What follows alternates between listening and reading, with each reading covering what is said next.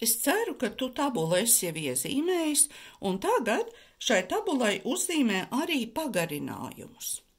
Jo šo tabulu no sākuma izmantot skaitļu rakstībā, kamēr vēl prasmes nav tik lielas, ir ļoti, ļoti veiksmīgi. Nu, pieņemsim, ka mums ir jāuzraksta skaitlis 6.048.387. Tad, lūk, šeit tabulā rakstot iekšā, tas arī būs krietni vieglāk. Skatīsimies, miljoni ir tikai 6, tātad mēs pie miljoniem rakstām ciparu 6. Tālāk ir 438,000, tātad mēs te arī tūkstošu klasē ierakstām 438, kas nevarētu būt nekāda problēma, jo 438 skaitli mēs lieliski varam izlasīt. Un visbeidzot mēs ierakstam 387. Un šādi te no sākuma vingrinies, arī tev būs uzdoti uzdevumi, kuros jāraksta skaitļi, turpini šos skaitļus no sākuma rakstīt iekšā šajā tabulā. Tātad, nākamais skaitlis 43 miljoni, mēs arī skatāmies, ka mums ir jāuzraksta miljonu klasē 43. Skaitli 43 katrs prot uzrakstīt. Bet ir 14 tūkstoši.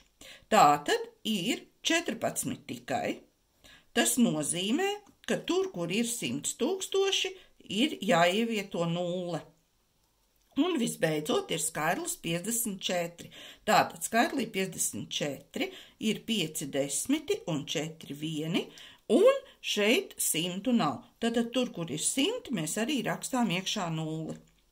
Nākamais skaitlis 7 miljardi, tad aiziem uz miljardu klasi, rakstām 7 miljardi, tālāk 514 miljoni, 802,000 un 6. Tur ir tikai 6 vieni, rakstām 6 un pie 100 liekam 0. Un šādā veidā mēs varam darbiņu turpināt. Visgrūtāk būs tad, ja kādas šķiras vienības vispār nebūs, kāda klases skaitlī iztrūkst. Piemēram, šajā skaitlī 34 miljoni 23. Mēs redzam, ka iztrūkst tūkstošu klase. Tātad mēs pie miljoniem ierakstām 34, un šeit mēs varam uzrakstīt skaitli 23. Tas nozīmē, ka visas pārējās šķiras vienības mums iztrūkst, un to vietā mēs rakstām 0, lai tev veicas apgūt skaitļu rakstību un lasīšanu.